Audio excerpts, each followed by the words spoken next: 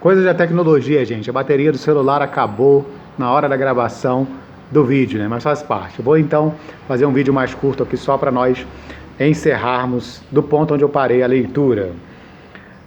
Desse modo, a base da pirâmide etária brasileira, como pode ser observada a seguir, vai sendo reduzida e o topo vai se ampliando. Primeiro, observem aí o primeiro gráfico da esquerda, Canadá, pirâmide etária 2016. Do lado esquerdo dos homens, lado direito das mulheres. E observe o seguinte, a base da pirâmide no Canadá é mais estreita. Nós temos aí pouco mais de 2 milhões de homens, pouco mais de 2 milhões de mulheres, na faixa etária dos 0 a 4 anos. Isso se repete na faixa etária dos 5 aos 9, dos 10 aos 14, ou seja, a gente tem uma população de crianças, adolescentes e jovens menor do que a população de adultos e idosos. Quando você pega lá na faixa a partir dos 50 anos, tanto a barra para o lado dos homens quanto a barra para o lado das mulheres, são as barras maiores. Ou seja, a gente tem uma população de idosos e adultos no Canadá bastante razoável. Por conta disso, por quê? As taxas de natalidade no Canadá são muito baixas e a expectativa de vida é muito alta. Só o barulho do caminhão vai atrapalhar um pouquinho, mas eu acho que vocês vão conseguir captar o meu áudio. Por conta disso é que a gente faz com que a população canadense tenha uma expectativa de vida muito alta, as pessoas vivem mais, então o topo da pirâmide fica mais largo e a base da pirâmide, como as pessoas têm poucos filhos, fica mais estreita. Já no caso do Brasil, aí ao invés de aparecer em barrinhas, ele fez uma transição em linhas, né? Onde você tem, de um lado, homens, do outro, mulheres, o percentual da população em 1990 e em 2030. Verdinha era a população de 1990, perdão, e uma projeção para daqui a 10 anos na linha azul. Que vocês vão perceber da diferença entre as duas pirâmides, né? Na pirâmide verdinha, a base da pirâmide está larga e o topo bastante estreito.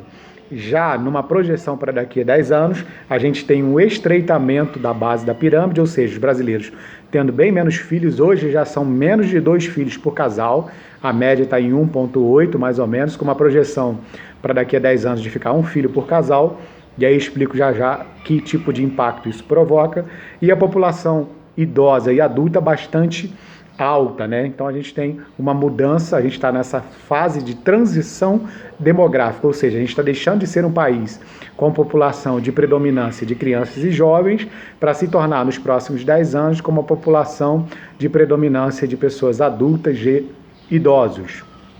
O que eu dizia sobre o fato do Brasil ter essa questão dessa mudança na base da pirâmide, né? E mudanças significativas na nossa estrutura etária, né? O brasileiro tem menos filhos na medida em que ele passa a ocupar mais as áreas urbanas, em que as mulheres entram no mercado de trabalho, e por conta disso você acaba tendo menos filhos naturalmente. Infelizmente, o que acaba acontecendo é que no meio das populações mais pobres, dos povos mais pobres, e as pessoas que têm muitas vezes piores condições sociais são aquelas que têm mais filhos. Não é o ideal, porque acaba assim criando uma série de problemas que são decorrentes desses filhos não planejados dentro de uma família. Então o Brasil tem uma perspectiva de entrar nessa fase da transição demográfica, nessa modificação de população jovem para a população adulta e idosa, por conta de muitas melhorias na qualidade de vida da população brasileira de maneira geral, né? Não é para todos, mas de maneira geral a qualidade de vida melhorou, acesso à vacina, acesso à saúde pública, ainda que de baixa qualidade, mas a gente tem, e por conta desses fatores a população brasileira vem diminuindo o número de filhos e aumentando a expectativa de vida. A gente tem aí, vou fazer a leitura rápida para vocês, da página 109 de 2 mapas, né? Comparar características diferentes, países em mapas, né? Os mapas a seguir ilustram respectivamente as taxas de adultos alfabetizados e o total dos gastos públicos em educação em cada país do mundo. Analise-os e em seguida faça as atividades, né?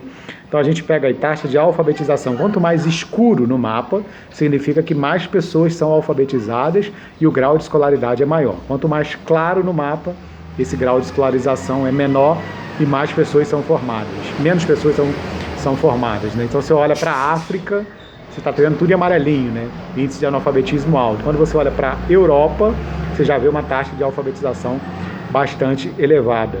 No caso do Brasil é um verdinho um pouquinho mais claro. Países como a Argentina, o Uruguai e a Venezuela têm uma taxa de alfabetização maior do que a do Brasil. E aí, na tabelinha de baixo, no mapa abaixo, a gente tinha o total de gasto público em educação. Quanto mais escuro, maior é o investimento, quanto mais claro, menor é o investimento, né? A gente olha aqui ao lado países como a Bolívia, na América do Sul, investindo mais do que o Brasil, já na cor vermelhinha, em educação, né? A América do Norte, com um investimento parecido com o nosso. Na Europa, alguns países investem bem mais, principalmente os países nórdicos, né? Finlândia, Suécia, Noruega, com investimentos mais altos.